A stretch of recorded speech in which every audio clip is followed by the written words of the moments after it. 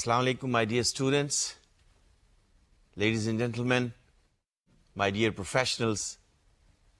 I hope you're feeling energized and getting ready, that maybe you are reaching towards the end of the sessions of this course. Isn't that true? It's the last session, second last session. And we are ready now to learn. And instead of calling it a management skill, I have designated this a skill required how to lead a positive change. Of course, we learned 9 of the management skills. हम इसको भी एक management skill कह सकते हैं. But I think calling it a leading skill or a leadership skill, that reminds me that when we were learning the framework of the management skills, maybe around session number 5 or 6, we briefly touched upon that the management skills are the one required by every manager, required by every officer and executive. And those are the skills which may be based on management functions,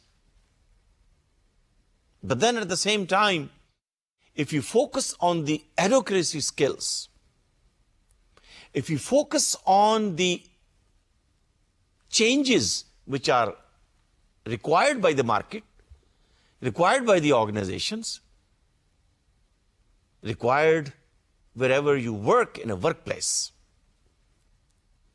change and its management, and especially when it's a positive change, it's more like a leadership skill than a management skill. That's what we like to learn, and learn in this session and the session next, that how we lead a positive change at the organizational level, departmental level, group level, and most important, any change which will occur in the organization or in the team or in the project or in the department will not be sustainable unless it occurs at the personal level, at the individual level. So in other words, when we speak of managing a change, or when we speak of leading a change, there is a difference, and the difference is exactly when you differentiate between the leadership and management.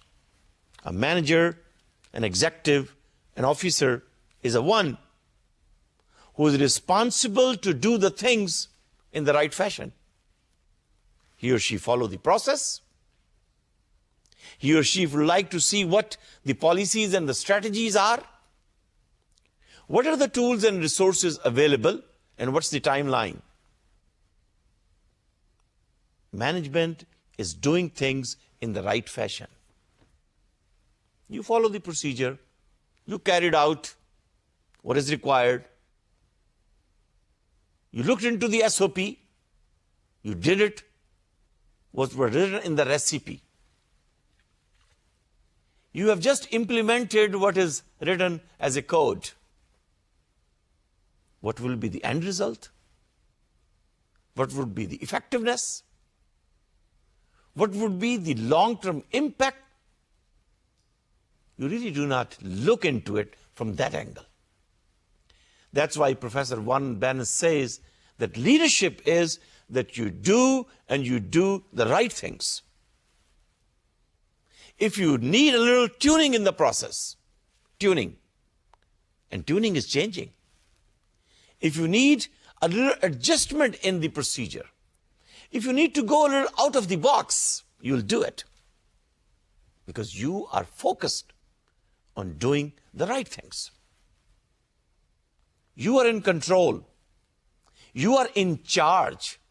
You like to make sure that whatever services, whatever products, whatever ideas are presented and presented by you, they should be first class. They should be world class. They should be that when it interacts with the consumer, with the customer, with the employee, with whoever so is the stakeholder will satisfy him or satisfy her. So that's why, speaking of the positive change, let's call it for a minute that it's a leadership skill. So while we are learning the management skill, we expect from you that you should at the same time lead yourself, lead your career, lead the organization, and lead it in a way that you do the right things. You stand for the right values. You stand for the right services. You look at the market from the viewpoint of sustainability. Yes, short-term goals are important, but then you look at the forest at the macro level, and you look at the trees. So looking at the trees and counting them, measuring them, controlling them is a management skill. Yes, you have to nurture them, make sure you give them fertilizer, you give them water, you take care of the sunshine, you take care of the things which are required. And sometimes it requires pruning. You do it. That's management. But when you look at the macro level, when you look at the forest level, you look at the holistic view, that's leadership skill. That's your visualization. That's your looking into future. What is the value at the macro level? So see, whether you like to move on and take a leading position, or you like to just stick on to your table and to your work procedure, follow the management skill and be a general manager, a senior manager, a principal manager, whatever you like to call or you like to achieve the title in the organization. So my dear students, we like to learn in this session at the organizational level how to create positive change. Does that mean there are negative changes as well? Yes. Toxic people, people full of jealousy, bring negative changes. People who sabotage, people who would like to make sure that they resist. Are there people like that? Yes, there are. You'll find people and personalities of different types. So we like to learn how to create positive change and a positive energy. And then we like to see how to develop this capability. How to develop the capability which will be able to make you lead the positive change. So then we need to learn what is that skill set which will make you capable. What is that mindset which will develop that attitude?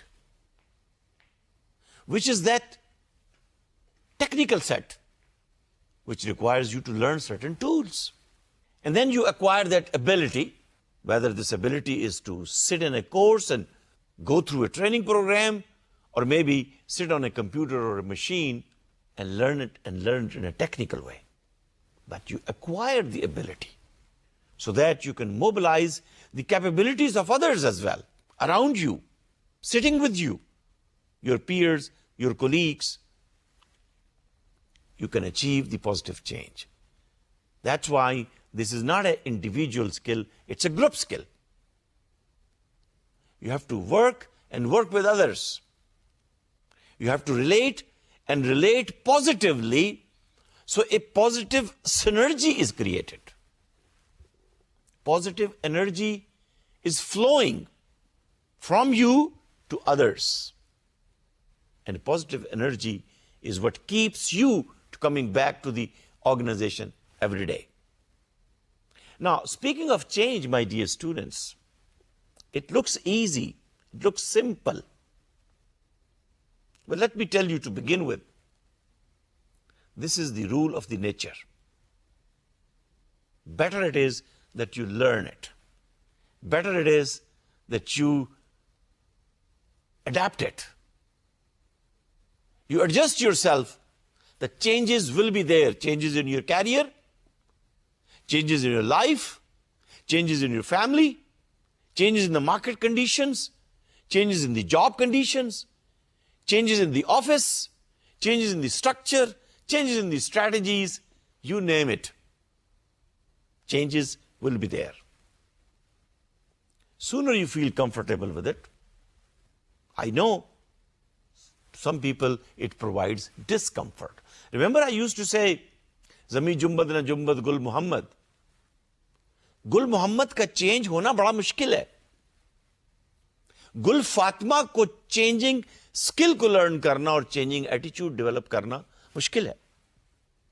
बिल्कुल उसी तरह से मुश्किल है जैसे आप ये कह सकते हैं कि गुल अहमद टेक्सटाइल के लिए सिस्टम और प्रोसीजर्स और प्रोडक्ट्स को चेंज करना मुश्किल है. It requires new resources. It requires new design. It requires new machinery, technology. It requires a decision making at some level that yes, we are ready to take the risk. So in other words, risk and change are related with each other. That's why people resist. That's why companies resist. But those companies who embrace the changing attitude, look at their designs. See within how many months they bring a new product. Because the consumer demands changes. Changes in functionality, changes in performance, changes in apps, changes in color scheme. So in other words, positive change is a sign of life. And life has to go on. सूरज जहां से आज निकलता है कल नहीं निकलेगा. That's the law of nature. Seasons will come and go. You cannot stop. If it's a rule of nature that positive change is required and liked by nature, then I think Gul Muhammad and Gul Fatma should also learn. And if they're working in office, they should try to adapt and make it sure that they do it and do it in the organizations as well. So that's why in this session, we would like to focus on the organizations. And speaking of the organizations then, while discussing what is change management and how do we manage this change, but in this session, we will talk about managing change from the organizational perspective. Next session would be managing change from the individual's perspective. Speaking of individuals or speaking of organizations, and organizations are nothing more than a group of people, a system, social system, working together to achieve certain goals. How to develop readiness at the organizational level as well as at the individual level. So before I go any further, please, are you sure you have completed your PAMS, Personal Assessment of Management Skills? Remember in probably session number 3 or 4, we said there are 9 management skills which are supposed to learn. We have gone through them. 10th is the managing change. You must have answered the statements 75 to 80 in PAMS. अपने सामने रखिए इसे. Remember the scale 1 to 6? You must have answered these statements. Where are you at the beginning of the course? And maybe you like to do it again. All these 10 areas, 80 statements, answer it after the course is over and see how your number is enhanced, how your skill set is enhanced. For example, area number 10, managing change, is asking you 77, statement number 77. I frequently give other people positive feedback because you are interested in change in them. Change of attitude, change of work habit, change of targets meeting, change of interpersonal skills, feedback. I frequently give other people positive feedback. Acha, maybe this is not your requirement. You're not responsible for it. But since they are working with you, They are your colleagues, they are your peers. You think bringing a positive change in them will help the group and the organization. And we are part of the organization. Statement number 79. I express compassion toward people who are facing pain or difficulty. आप कहेंगे ये मेरी JD का हिस्सा है?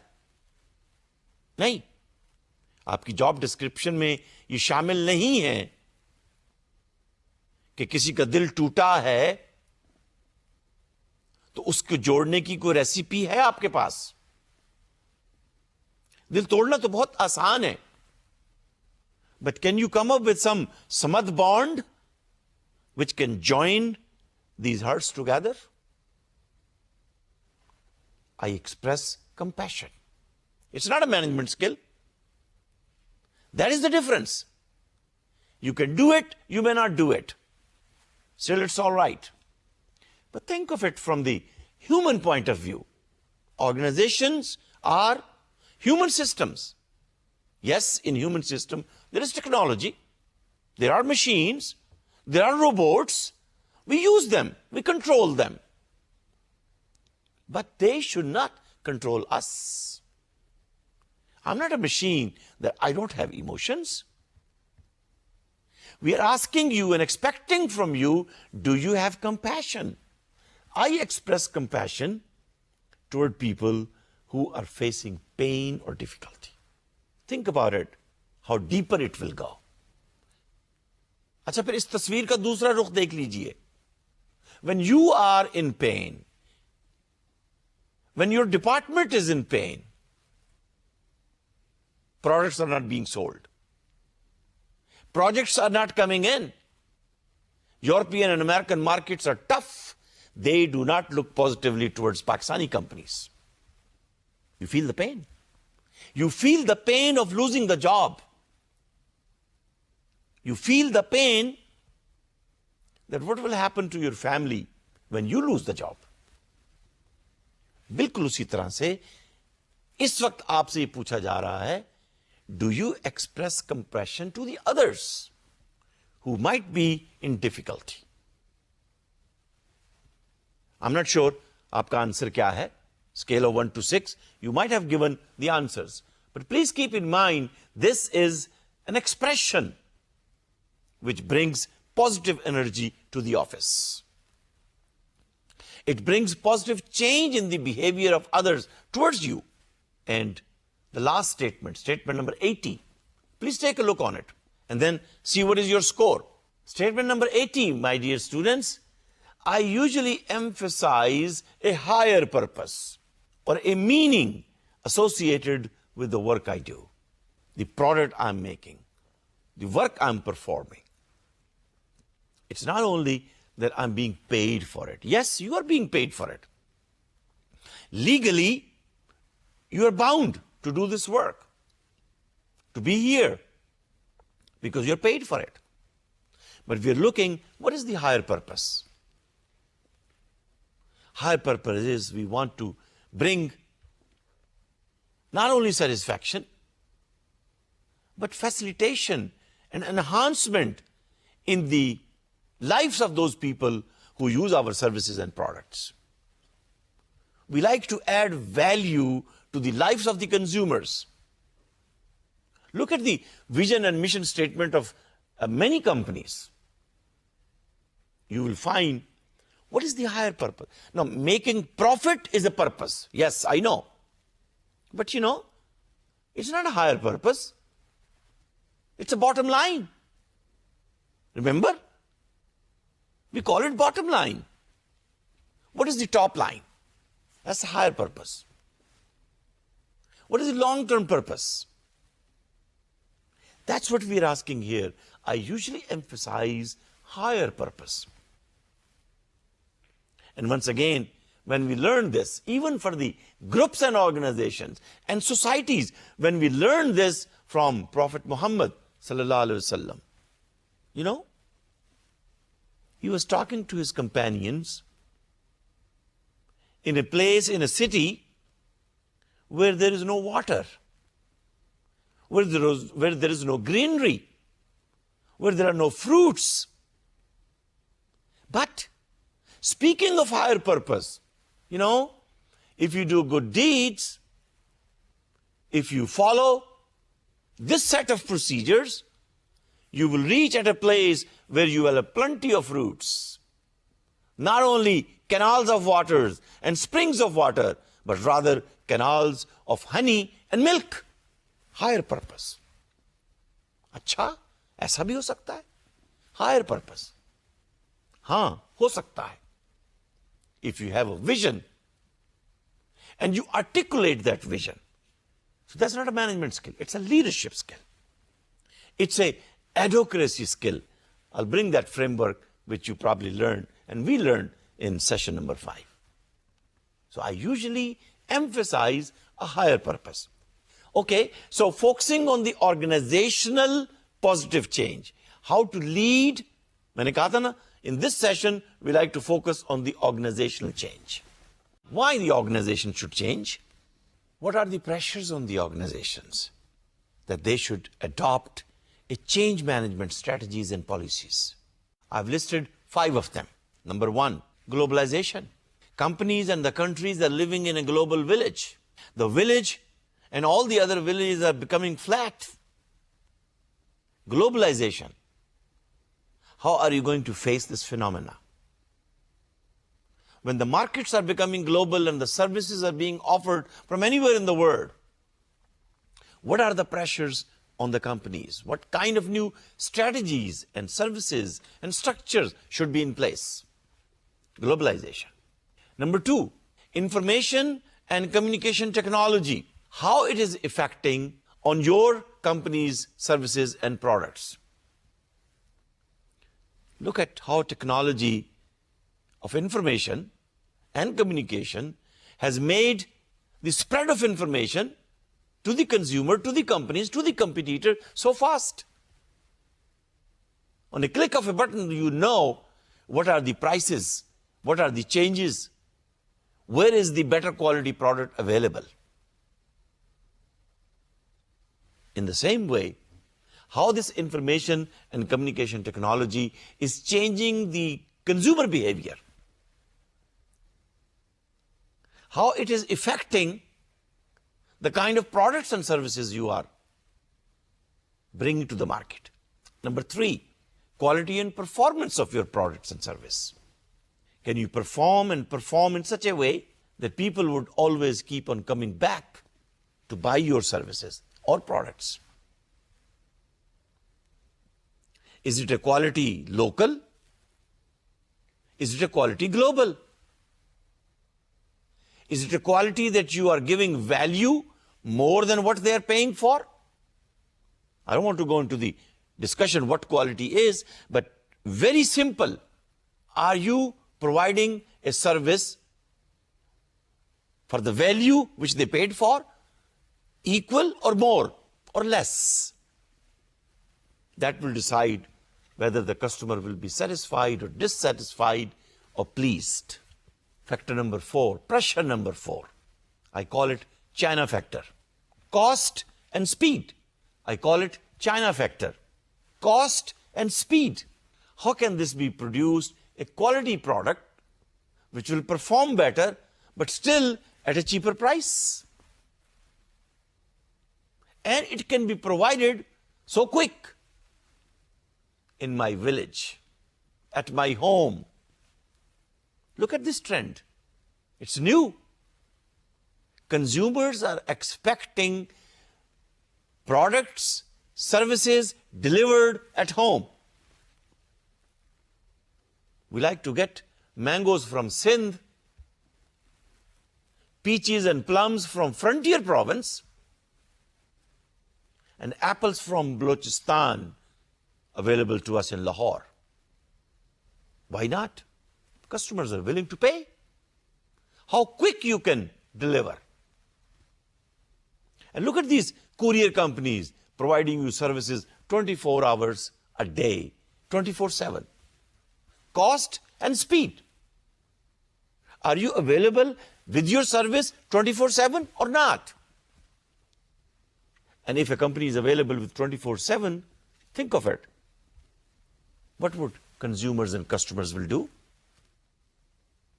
That would expect from you that come up with a system, come up with a procedure, come up with a mechanism which will make your company 24/7. And the last and the fifth pressure is the changing nature of the workforce. Look at the number of knowledge workers joining the company. Technically sound. Look at the number of women joining the workforce. Number is increasing.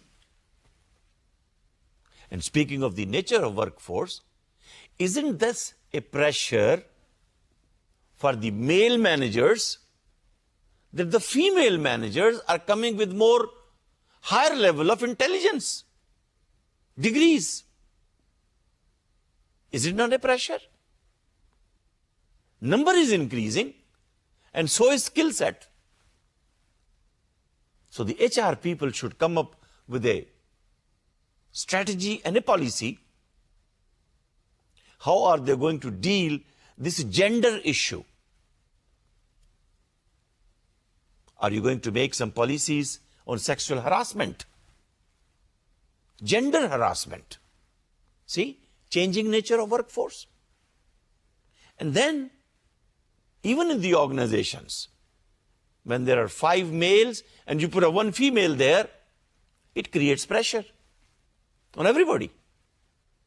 But that's a fact. Number is increasing. And the companies would like and should like to change their HR policies, their hiring policies, their behavioral policies, their training policies. When you look at the mix of the workforce, what is the mix of 20s and 30s? Remember we said Generation Y? Generation Y is at the highest level. Pakistan and Pakistan's population in the 20s and 30s, 60%. It's a good sign. So what will happen to the people of the 50s and 60s? That requires changes in the policy because the changing nature of the workforce is changing. All right. So this brings me to a point that as a manager then, I was required to maintain and control and keep the status quo. But then as a leader, what are the characteristics? Remember that framework? I'll show you in a minute. Advocacy skills and market skills versus clan skills. And what were the fourth component? There are 4 types of skills. But speaking of the leadership skills, we are expected, you are expected to set the direction of yourself, of your product, of your service, of your design, of your team, of your department, of your organization. Set the direction and set it rightly. Looking at the market conditions, looking at the conditions of Pakistan, looking at the energy conditions, looking at the raw material flow conditions. These are the different conditions which will ask me and invite from me that what is the level of information I have, so I can switch, tune, and set a new direction. Initiate change. So change is a leadership skill.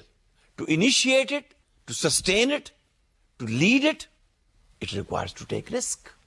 And then one of the characteristics of the leaders is setting and creating something new. So please focus on the advocacy skill part, quadrant. Remember these 4 quadrants of the skills? Clan skills and hierarchy skills on the left side. But I like you to focus on the right hand side, top quadrant. Flexibility and change and external positioning. So when we look at the external markets, markets of Pakistan, markets of the Europe, markets of Middle East, market of USA, market of North America, South America, Asia Pacific. External positioning, because you are no longer local.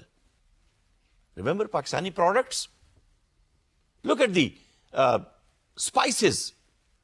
Look at the frozen foods.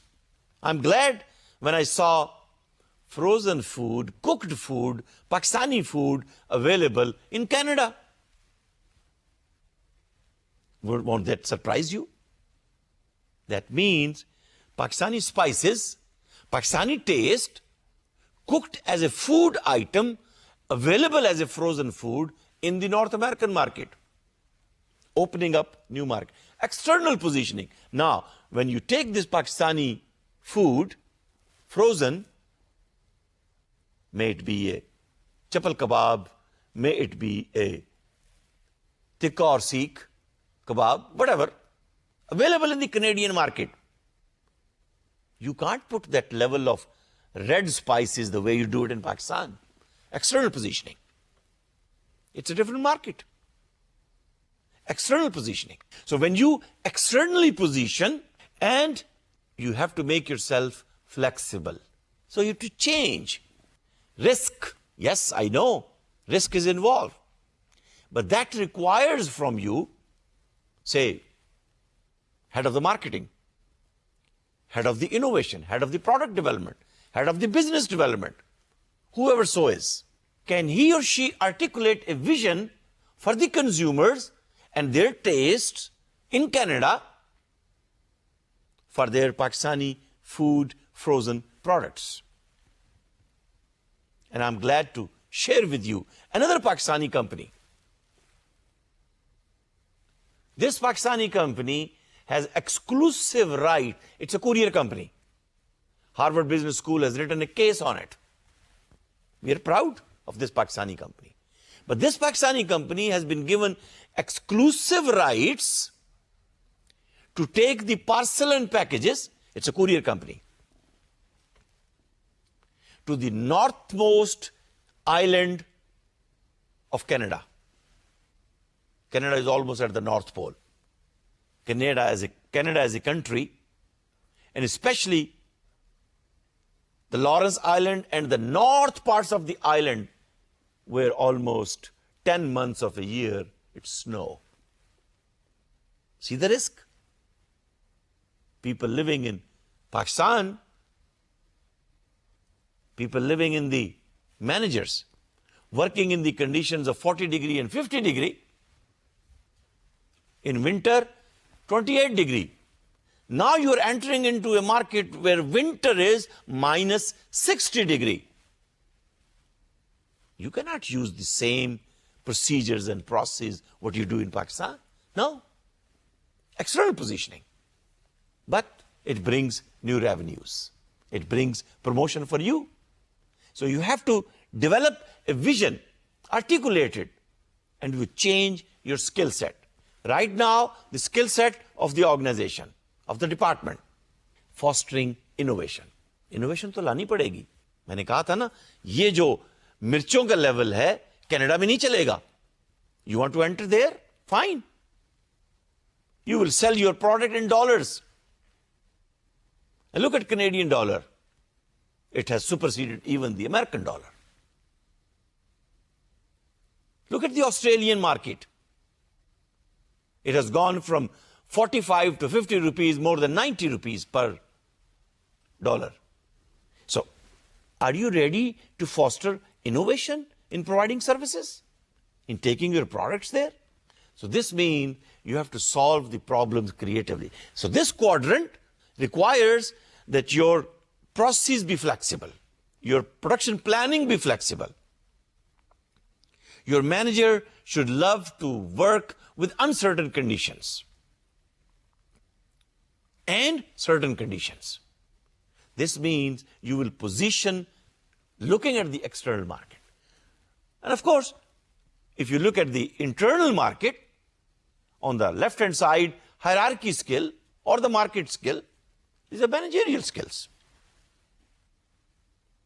So at the organizational level then, this quadrant of flexibility and change and external positioning would require those kind of skills which we are calling, or this book of Wheaton and Cameron is calling, advocacy skills. That's why when we were comparing the leadership with management, we said, if you believe in status quo, you are a manager. But if you like to open new directions, new markets, new products, new visions, it looks good, but it's risky. So if you got a big heart, go ahead. That's a characteristic of a leader. It's a leadership skill. इसलिए हमने कहा था ना, management skills and leadership skills. See, what is the difference? Manager would do the things rightly. Recipe is followed. Leader would do the right things and change the recipe. Bring a new recipe. Bring a new design. Innovative product. Innovative design. Effective management and leadership are both inseparable. Inseparable. Polka is also required. But then dealing with peoples and projects. And dealing with people and projects and processes. And not forgetting the bottom line, the profits. Yes, it's inseparable. And necessary skills for today's business environment. So my dear students, ladies and gentlemen, 9 skills, interpersonal level, fundamental skills, group skills required. But please focus on the leadership skills as well. Developing a vision, setting a new direction, having a compassionate attitude. So we'll talk in the next session, how can you do it at the individual level?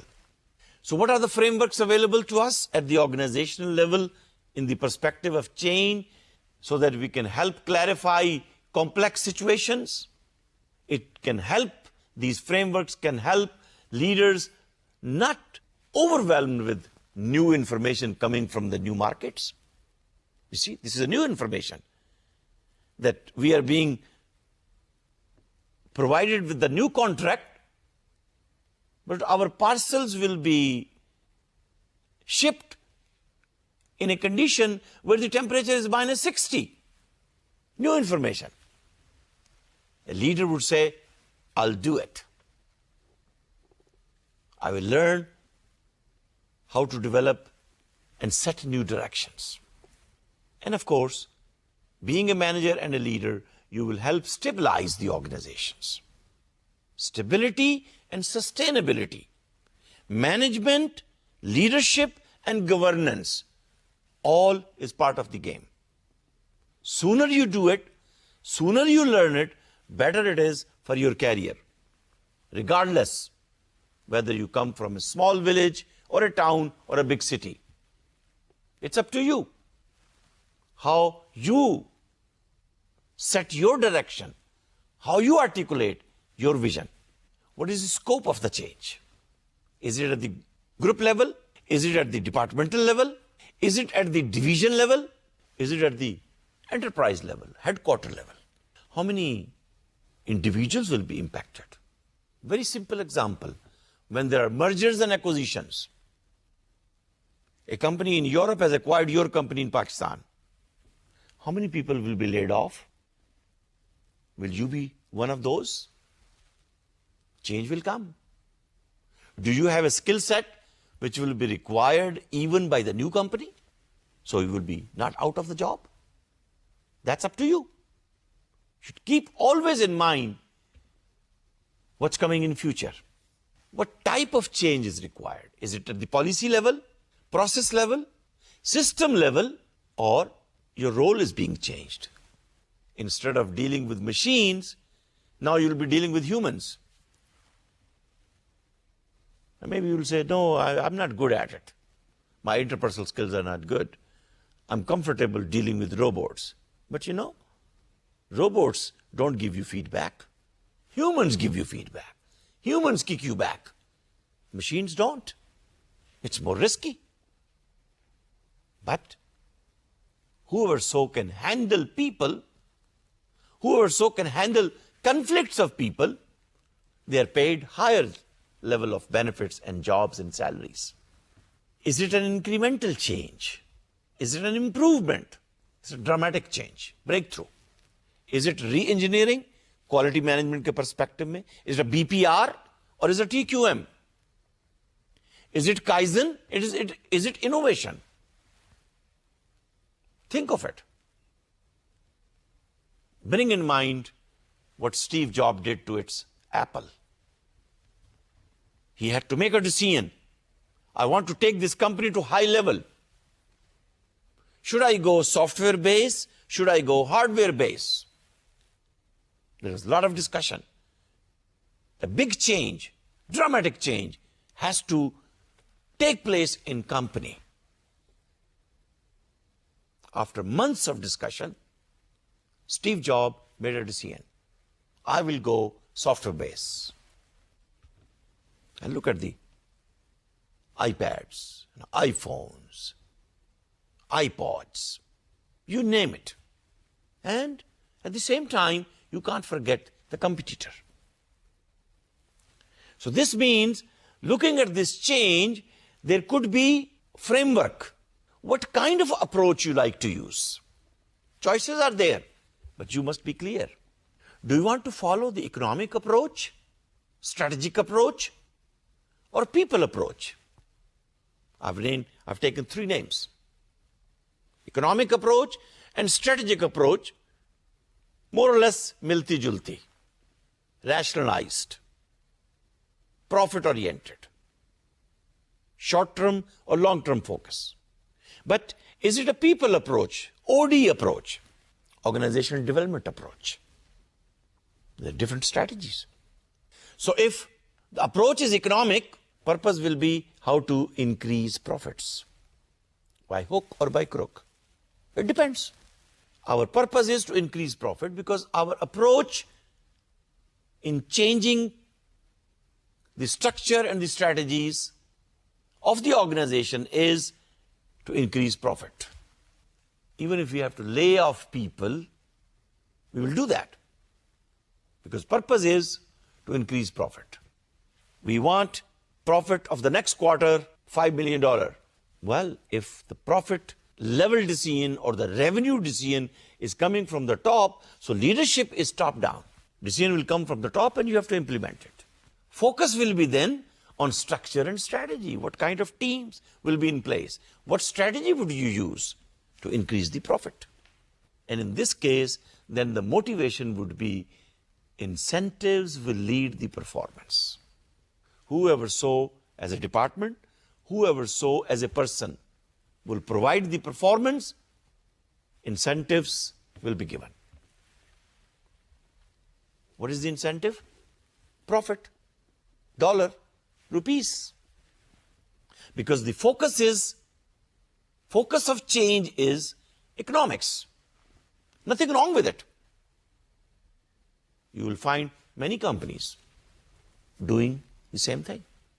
There is another choice, OD approach.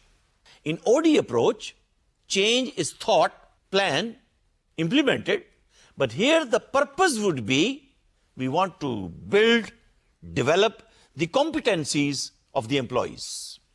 See, that's why I said it's people-focused. OD approach is a people focus. So purpose here will be, it's not a direct approach to earn profit. Profit will be there, my dear students.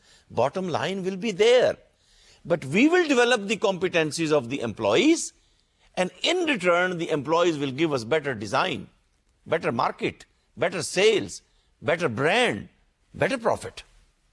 Thoda waqt lagega. It's a long-term approach. Leadership would be not top-down, participative.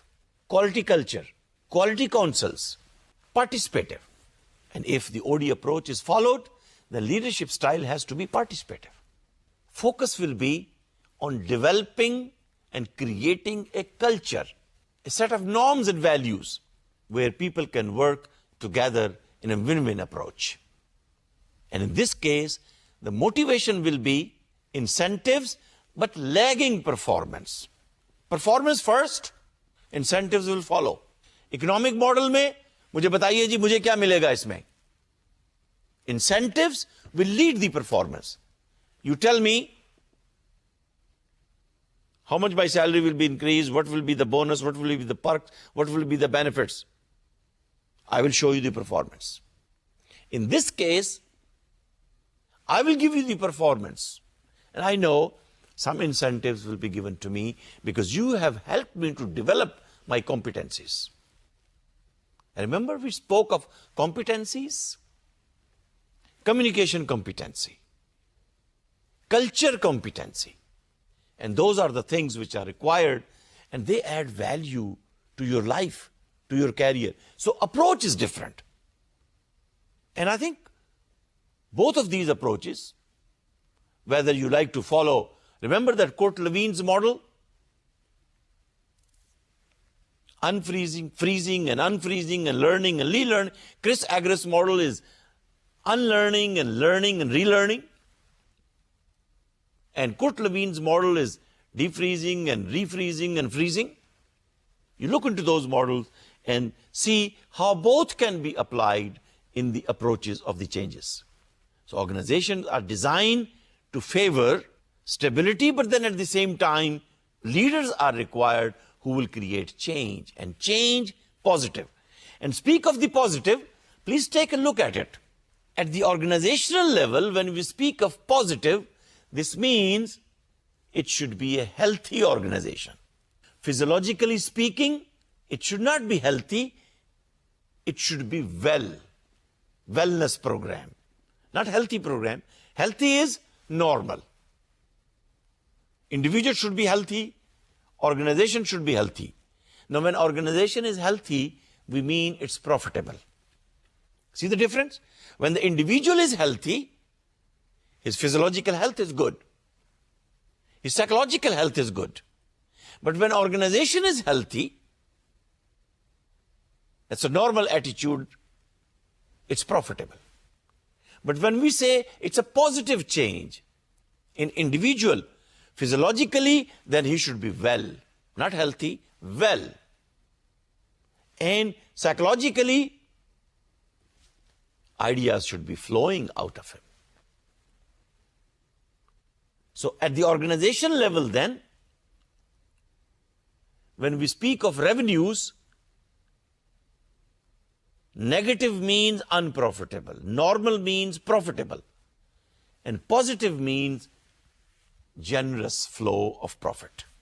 What is efficiency? If it is normal, it's an efficient organization. If it's a positive change, it's an extraordinary organization. How about on relationship? If it's a normal change, compatible. If it's a positive change, caring organization. How about if it's negative? Conflict-based organization. You have threats, no cooperation, no caring. And take a look, when there is a positive change, you are unlocking the positive energy, positive human potential. You are creating an attitude of abundance. You are engaging the heart as well as mind. See the difference? Positive climate will keep your thoughts positive because your thoughts will become your words. Keep your words positive because your words become your behavior. Keep your behavior positive because your behavior, when it becomes positive, it becomes your habit. Keep your habits positive because your habits becomes your values. And when you keep your values positive, because your values becomes your destiny. It has all connected together and they lead. Please take a look when you have a frustration, how your heart is beating.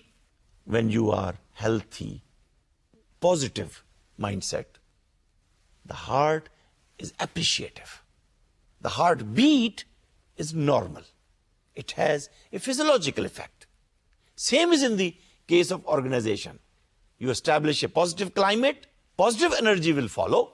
You will attention and focus on strengths and you will give feedback. And at the same time, you will try to develop unique strengths because weaknesses are converted into strengths. So to bring a change in the organization, you will create readiness in the team. You will show a vision and articulate. Then you will find that you create commitments among the team. And of course, then you institutionalize the change. 4 steps here. Number 1, you create readiness among the team members. You set standards. You look for goals. You establish improvement standards because you are developing readiness. You institutionalize and let people take the charge. Look at the Abdustar Eidi and the kind of social responsibility he has taken in Pakistan. Look at Sitara Group of companies, for example, how they have taken the social services in their areas of work. Look at Steve Jobs, the kind of technology and the products Apple is providing to the consumers of the world, creating readiness for change in the markets, in the consumers, developing experiential marketing, developing and creating new products. But they have a vision. Vision, speak to the heart, speak to the head, speak to the mind, speak to the hands. They include values. They identify the future. They have a deeper meaning. They show optimism that we will give you the best product, the best service, value for your money. It's a vision of abundance. You bring left brain and the right brain together. You make a colorful future. Speaking of abundance, this means we are here to capture positive energy. And once we bring in the passion and compassion, and we blend it with the principles, and we attach it with the vision, this means we will apply principle of fun and recreation. We learn from Japanese, the work will become fun. So, the work will be recreational, feedback will be frequent, choices will be there, commitment will go higher. And once the commitment will go higher, the vision is institutionalized. Vision is implemented and your wins are celebrated, and the vision is communicated in such a way that change and a positive change is institutionalized. That is what we are talking, change in the organization. But, my dear students, it will happen only when you make your team ready. When you create and articulate a vision, and you communicate, and let people commit to it. And then you institutionalize, and people feel part of the game. People feel part of the change, and people harness the positive energy and synergy. It's good for all. It's win-win for all. And that's why the change is sustained. That's a leadership skill, not management. Thank you for listening. And I hope wherever you're working, you like to see that you establish and you take the lead and you come up with a vision and be a change agent and a leader in your area of work. Good luck. Thank you, and thank you very much.